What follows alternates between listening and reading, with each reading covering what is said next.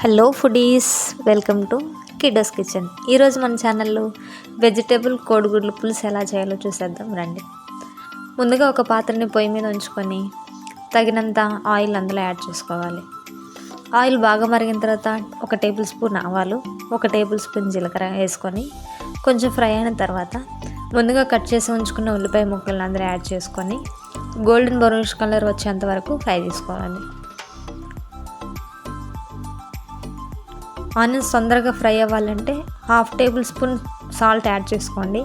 Onions తొందరగా fry అవుతాయి. కొంచెం కరివేపాకు కూడా అందులో యాడ్ చేసుకోండి.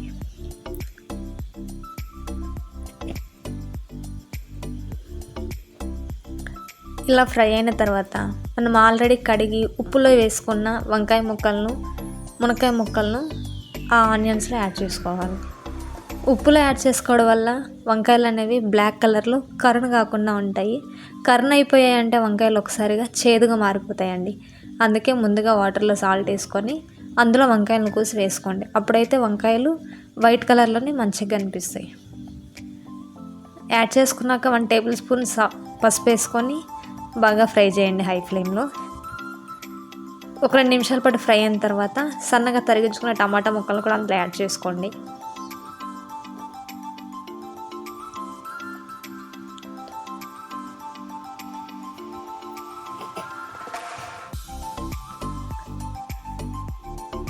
ఇలా 2 నిమిషాల పాటు మరిగిన తర్వాత 1 టేబుల్ స్పూన్ మిరప్పొడి, 1 టేబుల్ స్పూన్ ధనియాల పొడి వేసి బాగా ఫ్రై చేసుకోండి.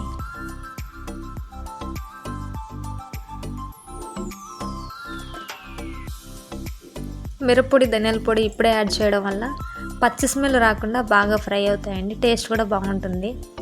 అందుకే ఆయిల్లోనే ఫ్రై చేసుకోండి.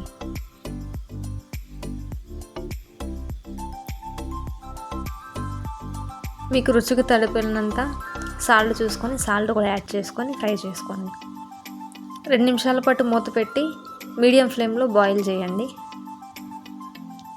ఇలా బాయిల్ అయ్యి ఆయిల్ అంతా పైకి వచ్చిన తర్వాత 1 గ్లాస్ వాటర్ అందులో యాడ్ చేసి బాగా బాయిల్ చేయండి. మళ్ళీ కూరగాయలను ఒకసారి పులుపు వేయకుండా ముందుగా వాటర్ వేసి ఉడకబెట్టడం వల్ల వంకాయ, మునక్కాయ అనేది బాగా మగ్గిపోతుందండి. పులుపు వేసామంటే వెజిటేబుల్ ఏది కూడా సరిగా ఉడకదు పులుపుకి.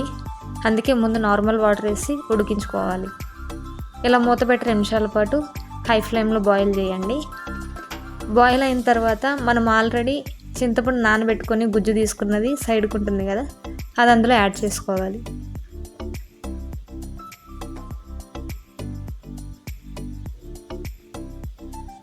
ఇలా యాడ్ చేసుకున్న తర్వాత మీకు పులుపుకి సరిపడినంత పులుపు, ఉప్పు, కారం అన్నీ చూసుకొని మీ రుచికి సరిపడినంత యాడ్ చేసుకోండి. వాటర్ కావాలంటే వాటర్ కూడా యాడ్ చేసుకోండి. ఇలా హై ఫ్లేమ్లో బాగా మగ్గనివ్వాలండి కూరగాయలని.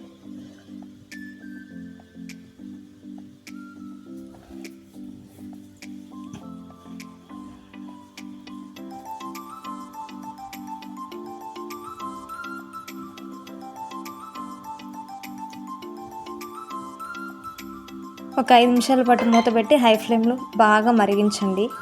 పులుపు అంతా కూడా మరిగిపోవాలండి. అప్పుడు చింతపండు స్మెల్ రాకుండా ఉంటుంది బాగా మరగడం వల్ల. చూడండి, కొంచెం వాటర్ కూడా బాగా చిక్కబడింది. మీకు చూస్తే తెలుస్తుంది ఆల్రెడీ వంకాయ, మునక్కాయ కూడా బాగా ఉడికిపోయింది. ఈ పులుసు ఉడికే లోపల మనము ఎగ్స్ని బాయిల్ చేసుకొని ఆ పైన ఉన్న షెల్ని తీసేసి 2 ముక్కలుగా అంటే కొంచెం ఘాటు పెట్టి సైడ్కి ఉంచుకోవాలండి. ఆ సైడ్ కొంచెం ఉన్న గుడ్లని ఆ పులుసులో యాడ్ చేసుకోవాలి. చూడండి, అలా చూపించే విధంగా ఘాటు చేసుకొని పెట్టుకుంటే పులుపు, ఉప్పు అనేది దాంట్లో యాడ్ అయ్యి గుడ్డు లోపల ఉండే ఆ ఎల్లో కూడా చాలా బాగుంటుంది తినడానికి, చప్పగా లేకుండా. అందుకే 2-3 చిన్న చిన్న ఘాట్లు పెట్టి పులుసులో యాడ్ చేయండి. అప్పుడైతేనే టేస్ట్ బాగుంటుంది ఎగ్ అనేది. మరలా మూత పెట్టి ఒక 2-3 నిమిషాలు హై ఫ్లేమ్లో బాగా ఉడికించండి. 2-3 నిమిషాల తర్వాత చూస్తే కూర దగ్గరకు వచ్చి కూర రెడీ అయిపోయి ఉంటుందండి. మనకు కావాల్సిన కన్సిస్టెన్సీలో వాటర్గా కావాలంటే వాటర్గా ఉంచుకోవచ్చు, గట్టిగా కావాలంటే గట్టిగా చేసుకోవచ్చు.